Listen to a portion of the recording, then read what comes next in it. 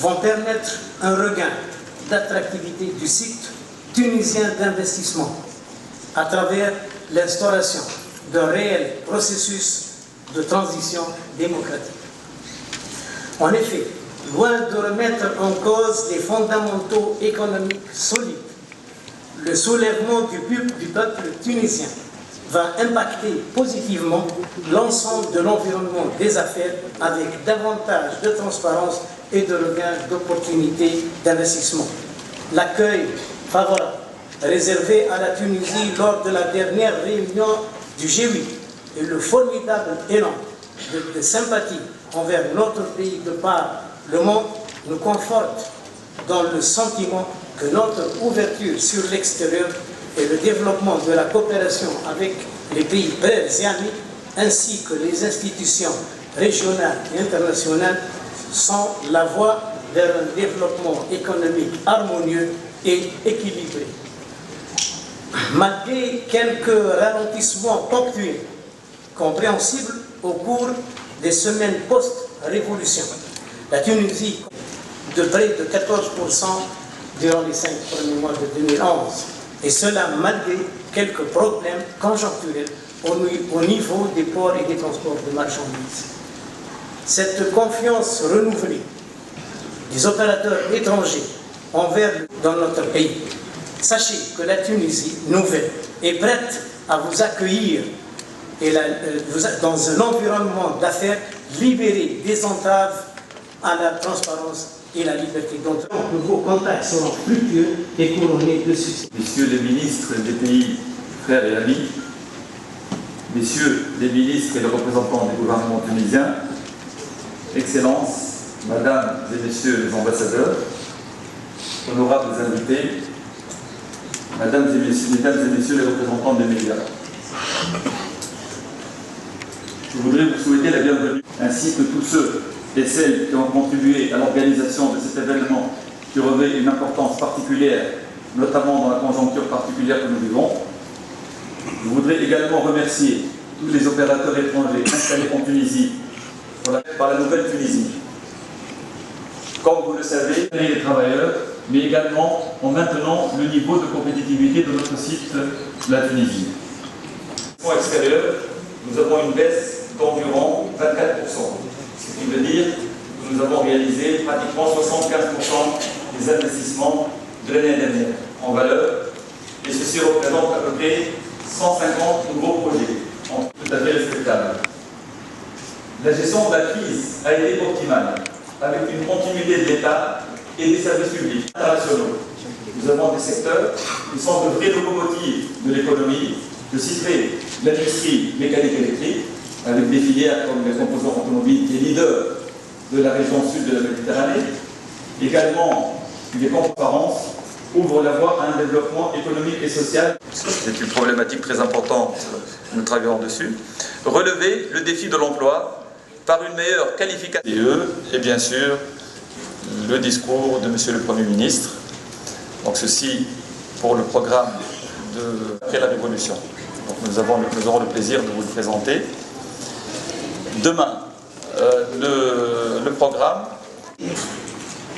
Tunisian poet Abou Qasim al-Shabib captured this spirit when he said, and I'm saying it in translation so I'm sure it's even more poetic in the original. As President Obama articulated, the U.S. strongly supports political and economic change in Tunisia and throughout the region in order to meet the people's legitimate aspirations. And innovation, skills training, and support for institutional reforms that will encourage investment and growth. Our support will directly assist young Tunisians as they seek to transform themselves from job seekers to job creators. Another important step that the U.S. is partnering with Tunisia is through the private sector and private sector investment in Tunisia's economy. There was one major initiative that was recently announced by Secretary Clinton when she passed through this region, and that was a $2 billion fund through the U.S. Overseas Private Investment Corporation, or OPIC, to catalyze private sector investment and provide access to credit for business financing in the Middle East and North Africa, including here in Tunisia. This is a fund that will prioritize support for small and medium enterprises across a variety of sectors, and we all know that small and medium enterprises are the real job creators, not just here in Tunisia, not just in the United States, but throughout the world. Tunisia's economic future will also depend in part on policy reforms to improve the business climate. Ties with Tunisia through open skies agreements to liberalize our aviation sectors, to promote franchising, which is a growing field in Tunisia and a promising direction for partnership with the private sector, and to reinvigorate the U.S. Trade and Investment Framework Agreement, which can be used in multiple ways to advance discussions between our governments on trade and investment issues.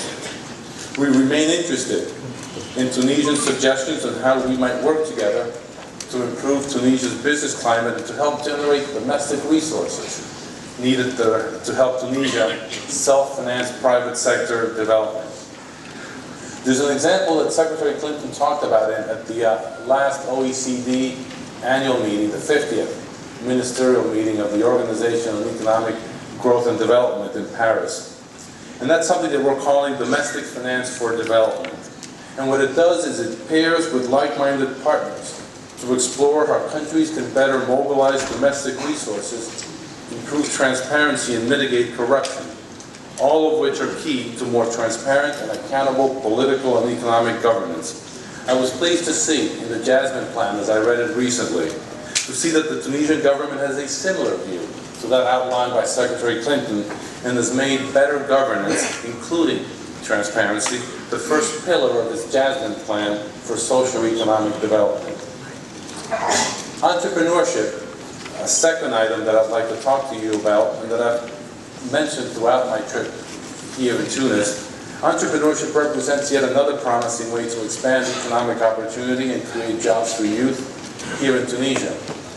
As the business community, as those of you in the audience here in business would say, entrepreneurs are the engines of economic job creation and are the champions of change. Entrepreneurs are individuals who take an innovative idea. Last year, it was an electric meeting with 400 to 500 entrepreneurs from throughout the world, young entrepreneurs, people looking for a chance to succeed, people looking for a chance with a little bit of financing and with a little bit of help to create new companies, new jobs, and new opportunities. And as part of this push, the U.S. government has made this region, the Maghreb, a priority for its entrepreneurship and job creation efforts. In December of last year, days before the historic events that took place in this country, I led a delegation of senior U.S. officials and American entrepreneurs to Algiers in order to participate in the first U.S. Maghreb Entrepreneurship Conference. Algeria, Libya, and Mauritania. And it's part of Secretary Clinton's flagship initiative, Partners for a New Beginning. We are a local NAPU advisory board composed of Tunisian businesses, universities, investors, youth, and local CEOs of American companies such as Microsoft and Cisco. This is a mechanism for local ownership and participation, and it's important. It's important because it helps to ensure that the work of entrepreneurship, the work that's going to bring entrepreneurs and investors from the United States here to Tunisia, is driven by a broad array of leaders and voices here in Tunisia. Under the auspices of NAPU, we will lead in the next 2 to 3 months several delegations. A delegation of U.S. technology entrepreneurs, a delegation of U.S. venture capitals and other investors, in order to offer mentoring to young Tunisian entrepreneurs and to sponsor something that we're calling the Tunisia Startup Initiative, a business plan competition. And what we'll do is connect U.S. entrepreneurs to Tunisian entrepreneurs, and also to connect the Tunisian diaspora in the United States. It's very, very active in places like Silicon Valley and California, to connect them to businesses here. And hopefully this will be an annual opportunity to showcase the rising stars among Tunisian innovators and Tunisian entrepreneurs. Public-private partnership, but it has a lot to do with economics. It has a lot to do with non-business issues, but it I think highlights, showcases the generosity that I have admired in this country. As well as humanitarian support to the international organizations that facilitate evacuation and repatriation and supported refugee camps upon which Libyan refugees and other conflict victims rely. Now we know that your costs are a lot greater.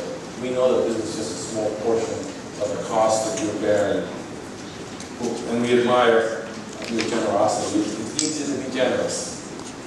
Doing good respect for human rights and lays the groundwork for real and for lasting political reform. Thank you, and I look forward.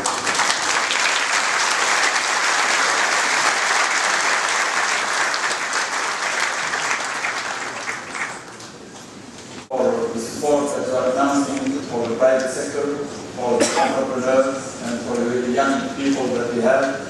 And we know that in Tunisia we have a very big ambition with our entrepreneurs and also our young and graduate people.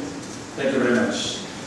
Monsieur le Secrétaire Général adjoint